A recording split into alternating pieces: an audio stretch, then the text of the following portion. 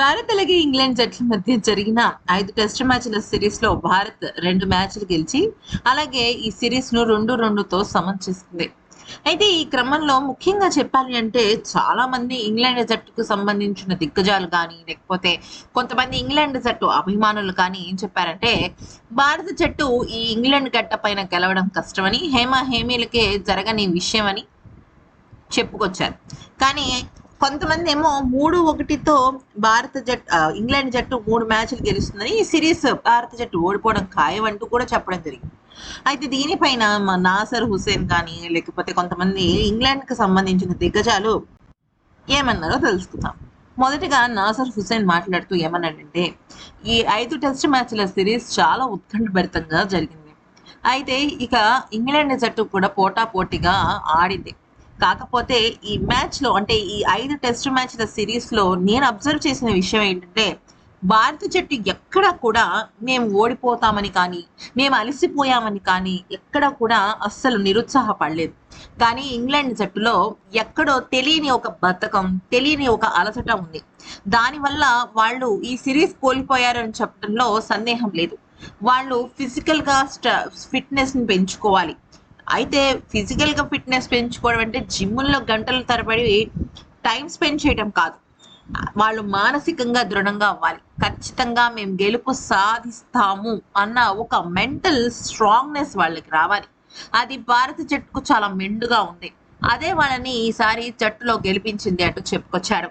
ఇక Kevin Pietersen వ్యాఖ్యానిస్తూ ఏమన్నాడంటే సాధారణంగా ఏదైనా ఒక సిరీస్ గెలిస్తే సిరీస్ ఆ ప్లేయర్ ఆఫ్ ది సిరీస్ అని ఒకళ్ళకి ఇస్తారు, కరెక్టే. కానీ భారత జట్టులో మాత్రం డే 1 నుంచి ఆఖరి రోజు మ్యాచ్ గెలిచేంత వరకు అంటే ఈ సిరీస్ ఒక క్లారిటీ వచ్చే వరకు ప్రతి ఒక్క ఆటగాడు వాళ్ళ 100% కన్నా ఎక్కువ ఇచ్చాడు. అయితే ఇంగ్లాండ్ జట్టు కూడా చాలా పోరాటం చేసింది. ముఖ్యంగా క్రిస్ వోక్స్ గురించి చెప్పాలి అంటే ఒంటి చేత్తో మైదానంలోకి అడుగుపెట్టి తన జాతీయ జట్టు కోసం అంత గొప్ప త్యాగం చేయటం నిజంగా హ్యాట్స్ ఆఫ్ అని చెప్పుకోవాలి. అలా అనుకుంటే భారత జట్టులో కూడా రిషబ్ పంత్ కాలు విరిగినప్పటికీ కూడా హాఫ్ సెంచరీ చేయడం నా మైండ్ బ్లాక్ అయిపోయింది. నిజానికి యువ ఆటగాళ్ళు ఎంత గొప్పగా వాళ్ళ జట్టు కోసం పోరాడుతున్నారో చూసి నేను నివ్వెరపోయాను. ఎనీవేస్, నేనైతే ఇరు జట్లకి కంగ్రాచులేషన్స్ చెప్తాను. ఎందుకంటే ఇరు జట్లు కూడా చాలా బాగా ఆడారు. టెస్ట్ క్రికెట్ కి ఇంట్రెస్ట్ తగ్గుతున్న వేళ ఇటువంటి ఒక సిరీస్ రావటం క్రికెట్ కు మంచి రోజులు వచ్చాయనిపిస్తోంది అంటూ పేర్కొన్నాడు. ఇక ఆ తర్వాత అత్యంత వెటకారంగా మాట్లాడుతూ భారత జట్టు గురించి ఎద్దేవా చేసిన మైఖేల్ వాన్ మాట్లాడుతూ ఏమన్నాడంటే భారత జట్టు గురించి కాసేపు పక్కన పెడదాం. ఇంగ్లాండ్ జట్టు గురించి మాట్లాడాలి అంటే బెన్ స్టోక్స్ ఆఖరి మ్యాచ్ లో అందుబాటులో లేకపోవడం ఆ జట్టుని మానసికంగా వీక్ చేసేసింది. వాళ్ళు ఎందుకో తడబడిపోయారు. అలా తడబడడం కరెక్ట్ కాదని నాకు అనిపించింది.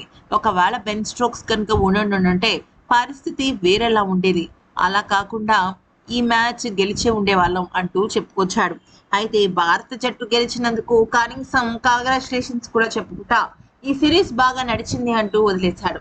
అయితే నిజానికి ఒక మ్యాచ్ డ్రా అయిన తర్వాత భారత జట్టు ఒకే ఒక మ్యాచ్ గెలుస్తుంది. మిగతా 3 మ్యాచ్లు కూడా ఇంగ్లాండ్ జట్టే గెలిచి ఇంగ్లాండ్ జట్టు భారత్ మధ్య 3-1 సిరీస్ తో ఈ సిరీస్ క్లోజ్ అవుతుంది అంటూ భారతదేశాన్ని తక్కువ చేసి మాట్లాడడంతో చాలా మంది భారతదేశపు అభిమానులు మైఖేల్ వాన్ ఇప్పుడు ఏమంటావు, అప్పుడు 3-1తో సిరీస్ ఇంగ్లాండ్ జట్టు గెలుస్తుంది అన్నావు కదా, మరి ఇప్పుడు ఎవరు గెలిచారో కొంచెం చెప్తావా అంటూ అందరూ కూడా రిటర్న్ కామెంట్స్ పెడుతున్నారు. మరి ఒక్కొక్కసారి అంచనా వేయకుండా మాట్లాడడం తప్పు. అది మైఖేల్ వాన్ కి ఫస్ట్ నుంచి ఉన్న విషయమే.